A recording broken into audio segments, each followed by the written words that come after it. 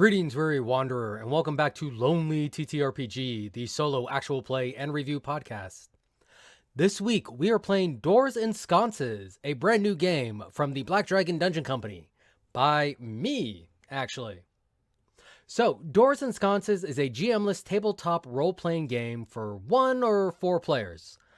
You play a lost soul in the vast libraries of Wikiped.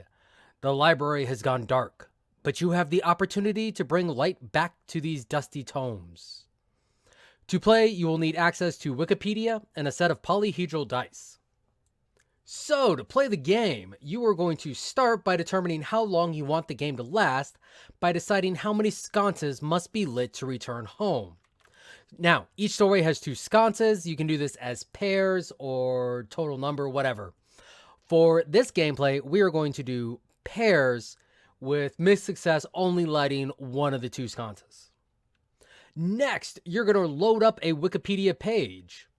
Now, as you approach a door, roll a 1d10. On a 1 through 9, you're going to click on the random article button that number of times. On a 10, you get a safe room where you can take a rest without complication. But be advised, these safe rooms, the sconces will not light, so it doesn't help you get home. When you've selected your article, briefly skim it to determine the challenge in that room. These challenges can be as difficult or as easy as you would like, or you can roll a 1d6 to determine how many successes you need to achieve in order to complete the room. Use your skills and any items you may have to overcome the challenge, or retreat back into the relative safety of the hallway. You can always take a rest, but be warned, something is moving through the halls, extinguishing the lights. If you take a rest outside of a safe room, roll 1d4. On a 1, this creature of shadow and ignorance has snuffed out one of your sconces. Now, this game is based on Breathless, a product of Fari RPGs. If you remember, Fari RPGs is the ones who made Nomadic. Great game. Now, this is not pure Breathless. This is actually a hack that I did to use a little bit more dice and kind of change things up a little bit. Hopefully, I fix the SRD up in the next couple days and get that out. But for now, we will just be using it as it appears in this game. Now, of course, before you start anything like this, make sure you define what lines should not be crossed, especially when playing with other people. Do not be afraid to pause or rewind the game if something uncomfortable happens during a session. Make sure everybody is comfortable with the direction of the story. Gameplay is going to work like most TTRPGs. If you're playing with a group, the GM will narrate the story and present the challenges, and the players will narrate what their character does and attempt to overcome them. For your checks, when there is a challenge that needs to be overcome, you make a check to see how it plays out. On a 1, you fail and something wrong happens. On a 2 to 3, you just fail. On a 4, you succeed but at a cost. On a 5 or more, you succeed. With the higher the result, the better the effect. And if you roll the max dice value on 2 or more dice, that counts as a complete success and will remove 1 stress or restore 1 dice level. Now, remember, surviving is hard. Anytime you make a roll, you're going to reduce your dice pool for that skill by 1 die. So, for example, if you have a 3d10, then it will become a 2d10, then a 1d10, then a 1d8, then a 1d6. Now, once you get to the d4, it is going to become a 2d4. But, of course, just like Breathless, you will be able to reset all your skills back to their original level if you take a rest. And this is just a brief break in the tension. It can be done at any time outside of combat, or in this case, while in a room.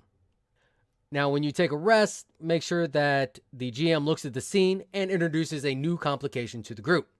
When appropriate, you can roll a d20 in order to try and find some loot, and that loot will go in your backpack.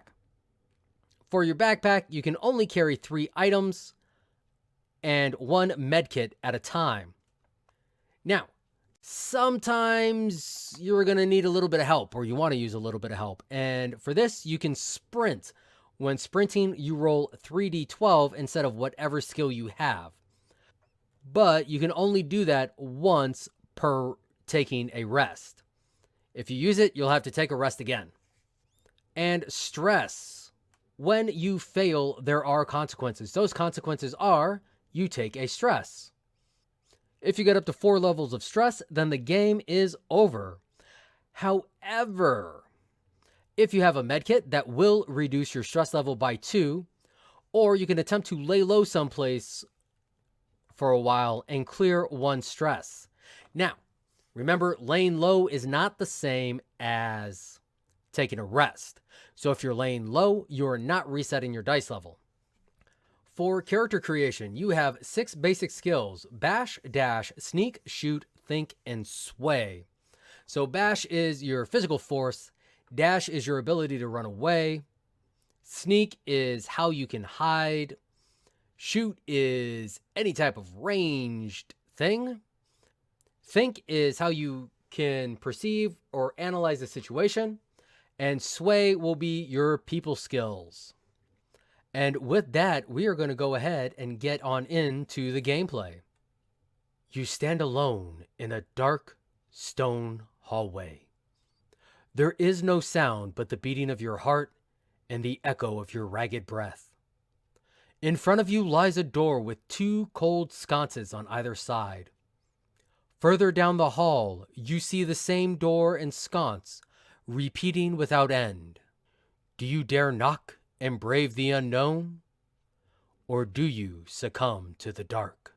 Now, I have already taken the liberty of filling out my character sheet. I am going to be playing an academic, which means my think will have a 3d10. My dash will have a 3d8. And because I believe in fitness, I'm going to leave my bash at 3d6. All my other skills will be 2d4. All right, in addition, we will need to light 5 pairs of sconces in order to successfully get out of Wikiped. All right, so to start off, we got a 2. So we will need to click on the random article button twice. And for that, we got the St. Mary of the Sea College, Corunna. So for our first door, we have a private college in a foreign country. And we need 3 successes in order to light all of the sconces in this room. Okay, so I feel like my initial problem in this room is going to be the language barrier. Now, because I'm an academic, I would say that I have studied a little bit. Actually, correction. I'm going to say that my first problem is I'm in a foreign area and I don't know anybody or anything. I don't really know what's going on. So I'm going to use my background as an academic, and we're going to see if I know any of the faculty, if there's been any research that's come out of the school that I would have read. So that is going to be rolling off my think stat, and I have definitely succeeded on that. I rolled a 9, a 7, and a 3. So my think is going to drop down to 2d10, but I have succeeded. So I'm going to say that, with that 9, I not only do I know somebody here, I've actually participated in research with them. There has been some overlapping research. We have written some papers, and so I am able to go to them for some help on what exactly is going on here. And what we are going to do is, we're going to actually head to the library, and we're going to see if we can't find anything in the library that will help out with us figuring out what's going on here. And so that's going to be another think roll. I got a 2 and a 3. So that is a failure. Luckily, it's not a failure plus stress, but it is just a failure. So this is definitely something new. This is a very weird situation. But considering the mystical and metaphysical aspect of what has happened to me and the lack of serious scholarship on it. It's honestly not too surprising. So I think what we're going to end up doing, I think we're going to use our sway, and my professor friend is going to take me to a local medium, and we're going to talk with them about this. We definitely need to get more into the metaphysical research, and we're going to say that there's one nearby that my friend like trusts. They don't really put a whole lot into the scholarship of this person, but like they're a good person and they're not going to like straight up lie to us. So this is going to be a 2d4 roll on sway, and I rolled 2 3s. So that is another failure. Again, not a take a stress failure, but another failure. We're kind of grasping at straws here. Now, the medium doesn't seem to have any meaningful idea of what's going on, especially not in any way that can be actioned or used to deal with the situation. So at this point, I think we're going to have to turn to the religious, because this is a religious school. So what we are going to do is we're going to go to one of the religious heads, and we will do another think roll as we try to lay this situation out logically to the religious head. Now that is a 7. That is a success. And this religious head actually seems to know what's going on. We're going to say that this is the assistant dean. This is an academic institution, so the actual dean is a primarily educator, but the quote unquote assistant dean is one of the head spiritual advisors. But they have an idea of what's going on. They know, they have heard of the library of Wikiped. It is a sacred library that most people assumed only lived in the celestial. And so the fact that I seem to be trapped in like a physical space on this, like that feels weird to them. And there is definitely something off by this. There seems to be some type of issue, some type of disturbance in the balance of the gods that has led to this library being opened up to mortals. So I think now I'm going to try to convince them to pray for me in order to help me escape from this place, so that I might be able to, do what I need to do to get out. And it's going to take a little bit of convincing, because again, this is a very sacred place. So it seems like as an academic, I am happy to be here, but at the same time, I feel the tug of this place trying to pull me back. So I definitely would like any help I can get on getting out. So this is going to be another sway, which is another 2d4. And I rolled 2 3s. So we're going to say that's a fail. That is a fail. So we're going to say that the gods are not interested in my plans.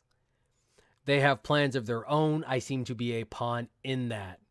But also, we're going to say that, like I said, I feel this tug, and it is pulling me back, and I am pulled back through the door.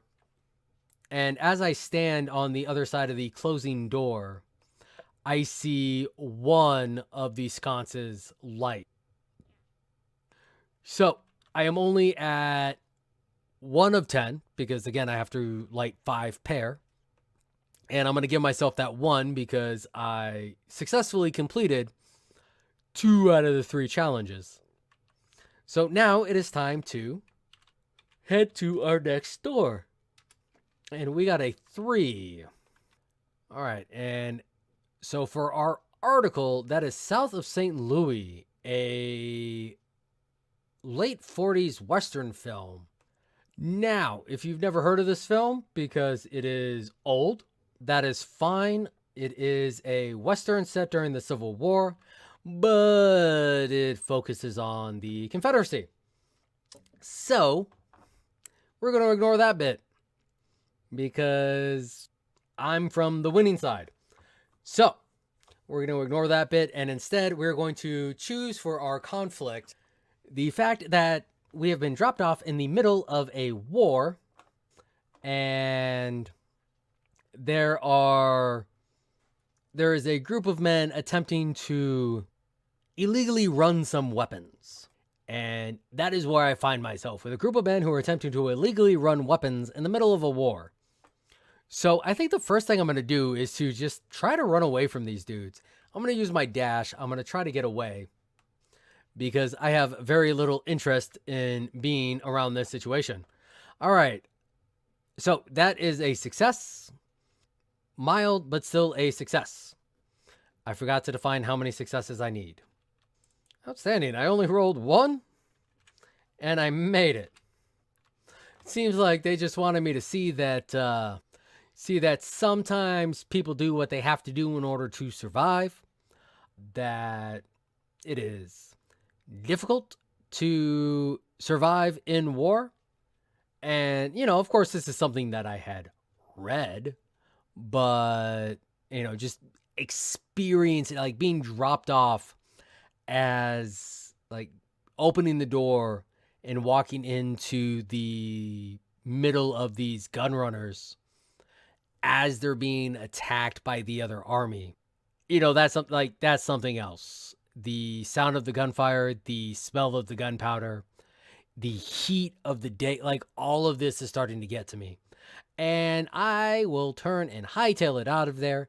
Luckily, I successfully get away and find the door to get out.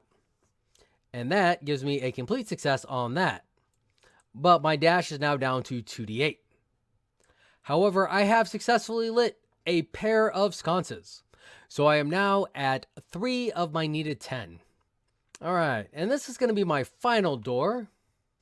And we rolled an 8. All right, and for 8, we got catch and kill. A surreptitious technique employed by newspapers and media outlets to prevent an individual from publicly revealing information damaging to a third party. All right, so this is a media technique most often used by poor media outlets where they will buy the exclusive rights to a story using a non-disclosure agreement from an individual, but then never publish that story. So the whole point is they are buying the silence of a person, but it's not really buying the silence because that person is still telling them the story. They just never publish it. And again, used by the shady tabloids for not good people who are desperately trying to maintain a public image. And of course, a famous person to use that would have been Weinstein. Weinstein used that quite a lot, but luckily he finally got caught in the end and all the catch and kill did not matter. But for us, we need to get 2 successes on this. So the immediate things that jump out to me is we are dropped in this situation where someone is explaining a thing that happened. So we are going to first start off with a think roll to try and determine if we know what the heck is even going on. And that is an 8. So that is right off the bat our first success. So yeah, as we're listening to the story, we know what's going on. We don't like it. We're not a fan. And we are going to try and sway the publication to publish this anyway. And once again, that's 2 3s. I've rolled 2 3s on my D4s all night long. That is some baby back BS. This supposed newspaper does not agree with the moral reasons for publishing this. And so they will continue to run the story despite our stern protests. And we're going to actually say that that causes us to be pulled out of the room. Now, unfortunately, that practice is still happening. We did not help solve catch and kill. But fortunately for us, we did light another sconce because we did complete half of our objectives. And, that is worth something. But again, that's where we're going to call it for tonight. That is Doors and Sconces by me. I know that this is going to sound funny, give you my final thoughts on a game I wrote, but that was fun. I enjoyed that. We're going to talk about why I wrote this game and why I designed it the way that I did. That way I'm not tooting my own horn. So first and foremost, this game was heavily inspired by like a throwaway concept in the Reckless Attack podcast. If you do not listen to Reckless Attack, go listen. It is a great actual play D&D podcast. And if you like frogs, you should definitely be listening. They have a lot of frogs. Like the whole first arc is frog based, as there are a lot of grungs running around. But later on, one of the characters, who is very organized and very library minded, starts describing the way that their mind works, and it feels very much like, these long hallways full of information. And listening to the description of what was going on, it was like, hey, that would be a cool idea. How could we make a game that went something like that? With the trick being, how do you like conceptualize the idea of a library into a playable format without asking you guys to go to the library and just running down random aisleways and picking random books? And please don't do that, because librarians work very hard and their job is not to fix you throwing books all around. But Wikipedia is the wonderful solution to that. Because it's one of those, I was thinking I need to be able to randomly select things. But how do you do that? Well, Wikipedia has the random article button and option. So let's go with that. So we had our look, we had our design. And the reason why I went with Breathless is I like the system. I do. Breathless is a great system. One thing I noticed when I was playing Breathless, it was a case of I didn't want to gamble.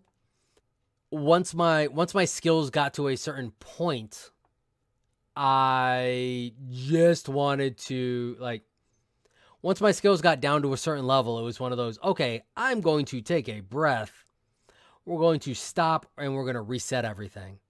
Because at the end of the day, taking a consequence is a very nebulous thing. And it's intentionally left vague for a reason, but it's intentionally left vague. So that could mean a whole lot. And I was talking with Renee about this on Twitter, and my comment was that, yeah, Breathless encourages you to use your strong suits, but then take a break. So it has that little it has that little go, stop, tension build, go. And that's not a bad thing, but you build that tension up a little bit, but you've reset everything.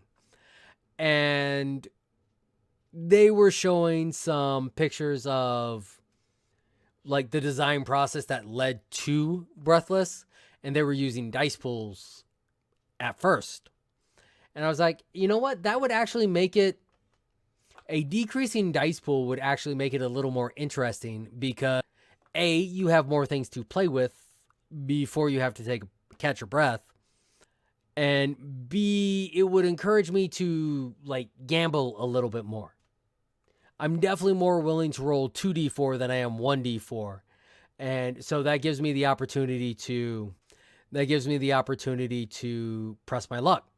So that's that's really why I went with this hack and variation of it, was for that. And so that's pretty much why I designed this. I was looking for some way to have a random library and some way where you wanted to continue to press your luck. But if you enjoyed it, then you can find this on both itch and drive-thru. I will drop the links down below. Just search Doors and Sconces or the Black Dragon Dungeon Company. And you can get it for $3 on either of those sites. And if you do, make sure you say hi. I like it when you guys say things to me. I'm still waiting for seeing comments about people randomly playing my games in the wild. But, one day. However, I have been Steel Stash. The game has been Doors and Sconces. This is Lonely TTRPG by the Black Dragon Dungeon Company. And remember, I must ask y'all to stay awesome. You've been listening to Lonely TTRPG, the solo TTRPG live play and review. If you've enjoyed this episode, please leave us a review. You can also reach us at Twitter at BDDC_pod or at blackdragondungeoncompany@gmail.com. If you really like us, you can consider supporting us on Patreon at patreon.com/blackdragondungeoncompany. Thank you so much.